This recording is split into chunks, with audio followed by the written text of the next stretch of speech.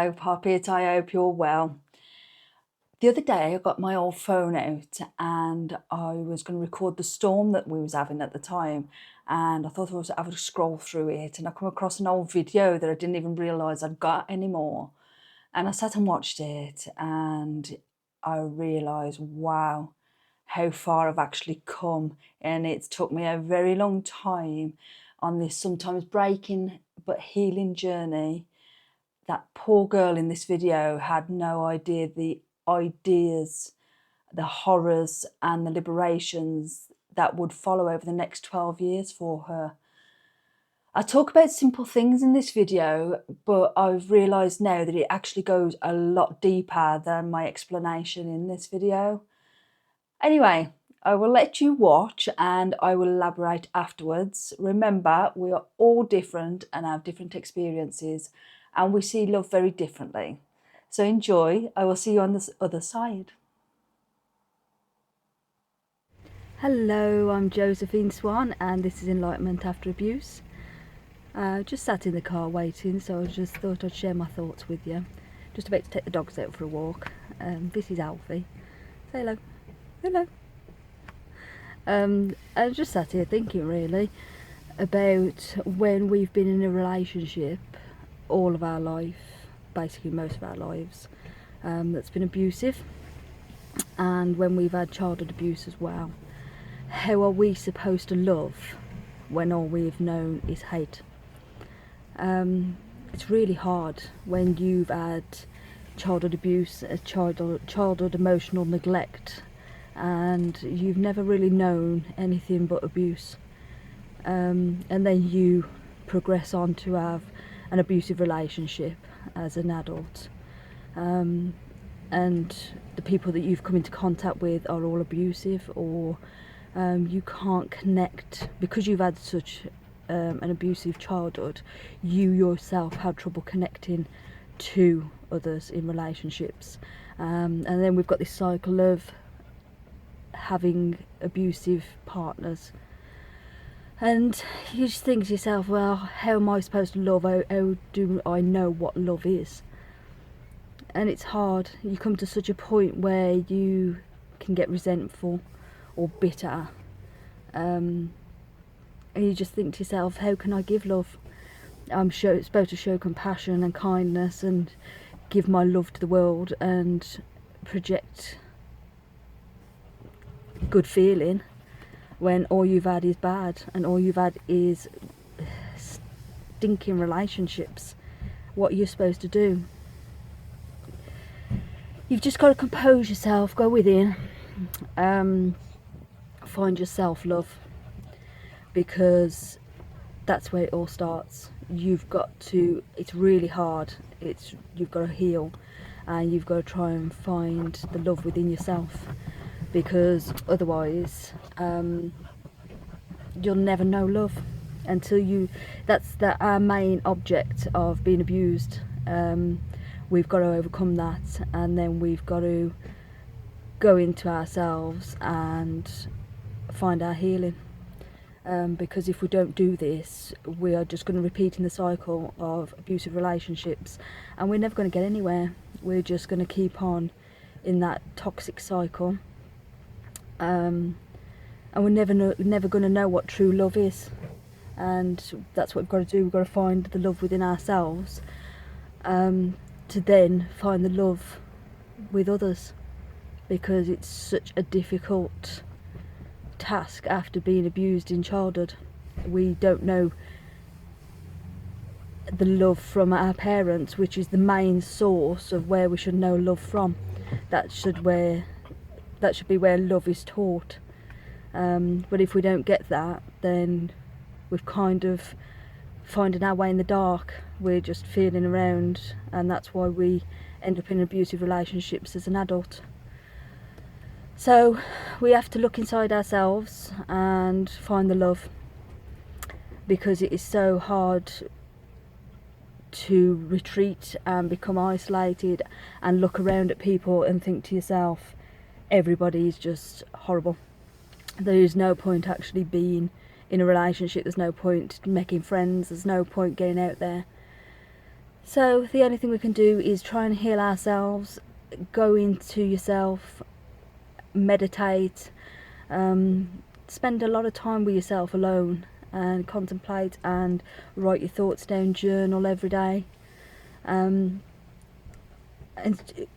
define to yourself what love is, because if we can do that, we can then start to understand love, and we can start to teach ourselves to love, rather than just blindly wondering whether there is love in the world or whether it exists.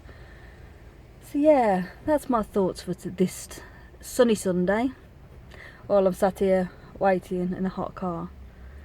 So I hope this has helped, and if you've got any comments or you want to contact me, my email's below, and just leave a comment. Love reading your comments, thank you.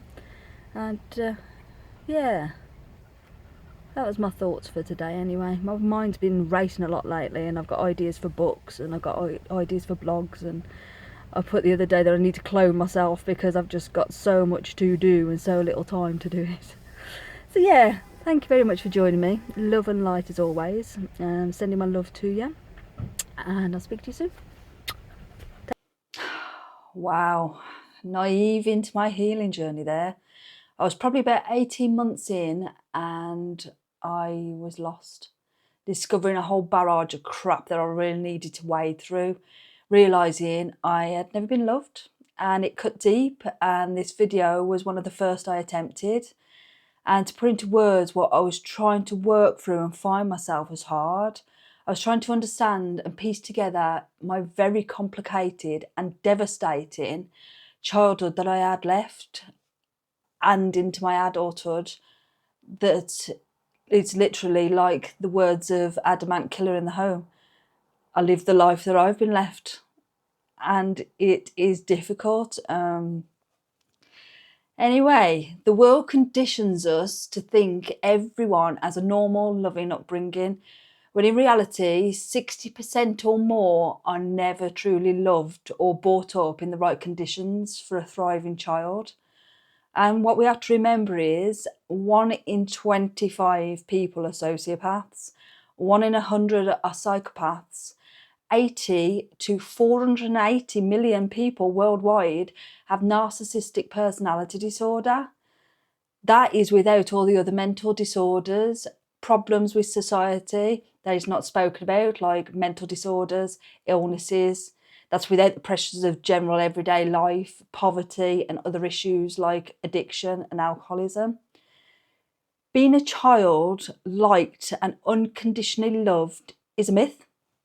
We're all a little naughty, we're learning the social norms and appropriate behaviours in today's society.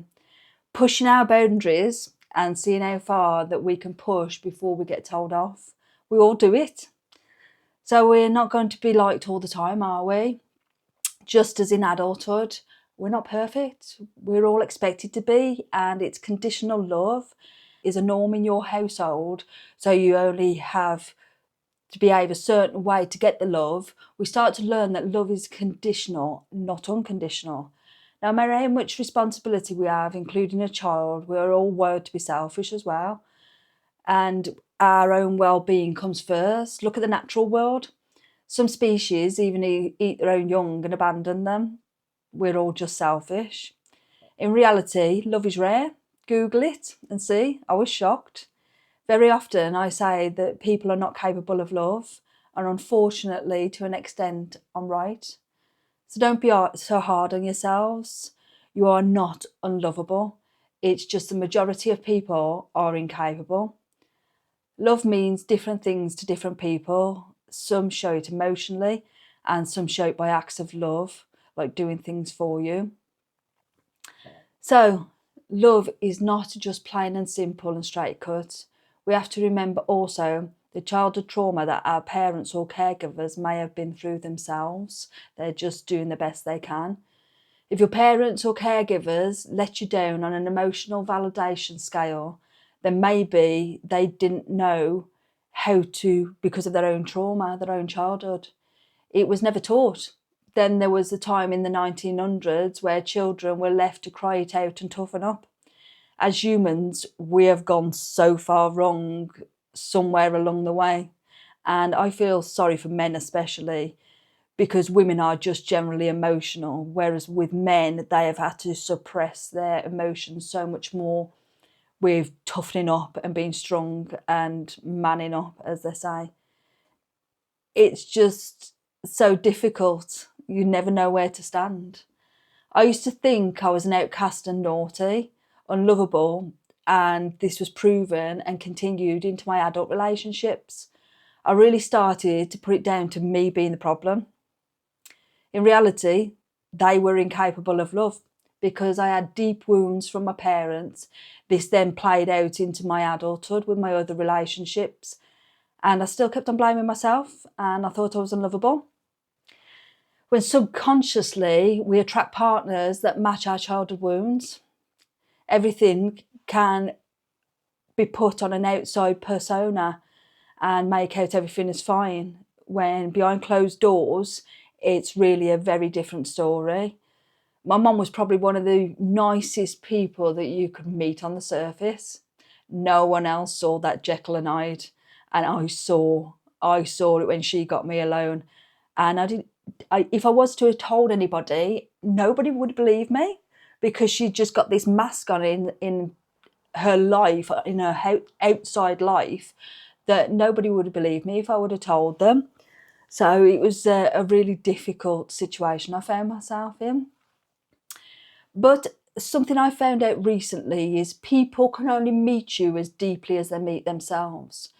You will hear me say this on a few times over my videos because it's really hit home with me, and it's helped me reflect on what I've been going through and understanding other people as being a mirror to me. So if your parents and caregivers don't see a problem with their own behaviour, how can they fix it? They would rather push the problem onto someone else, like a naughty child. It's just blame shifting, isn't it?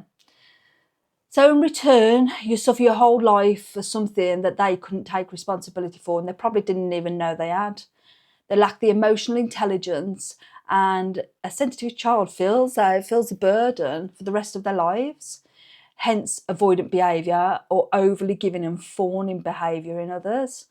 We will respond differently.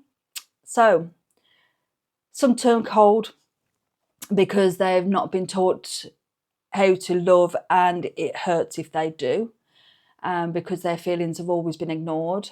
And some overgive because they don't want others to feel as hurt as they did. So my darling, don't be so hard on yourself. If someone is incapable of love, how can they love you? So don't beat yourself up or hate your parents or yourself.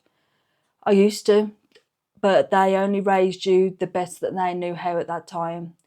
It has taken me a long time to understand this. It's not easy being a parent, every day trying to keep a little thing alive while looking after yourself. It's bloody hard. It is. They did the best they could with what they had at the time. They were learning as well. I can see now the difficulties my parents faced and the challenges, and I'm sympathetic towards them now. In other situations, like my CSA, I will never forgive them. And I'm really sad to say that, but they didn't protect me and they knew what was happening. So it swings and roundabouts. All our situations and experiences differ. So you feel how you feel about your childhood, and don't let anybody shame you for it. Remember, your parents could only meet you as deeply as they meet themselves. If they had trauma they had not dealt with, if they had anger issues, these were taken out on you. And unfortunately, this is a reality. Be your own best friend, validate yourself. As I explained in one of my other videos, we do not need outside validation. We've got to find it inside ourselves and discover for you who you are. You've got to do personality tests. You've got to get to love yourself. Love yourself. That's what you've got to remember.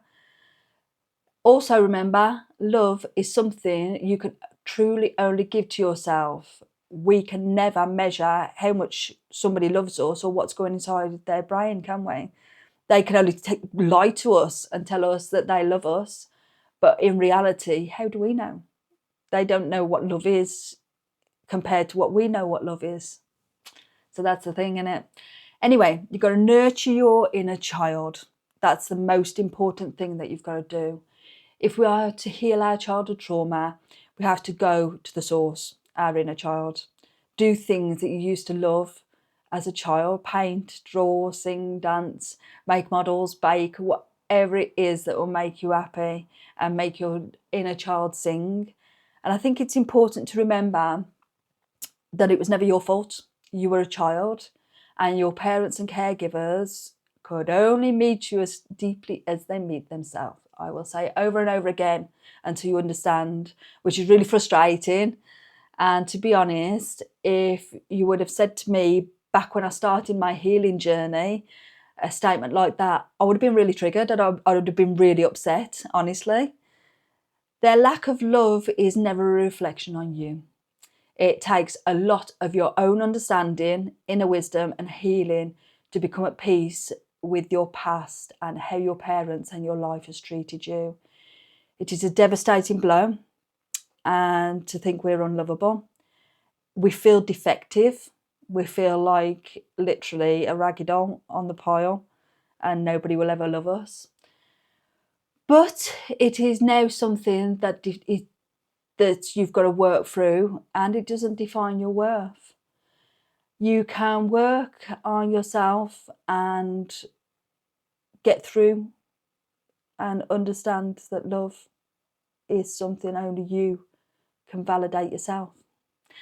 Anyway, if you want to work with me and do transformation coaching and explore your childhood trauma to see where your blocks are and one-on-one, but I can always say to you, I can only show you the door.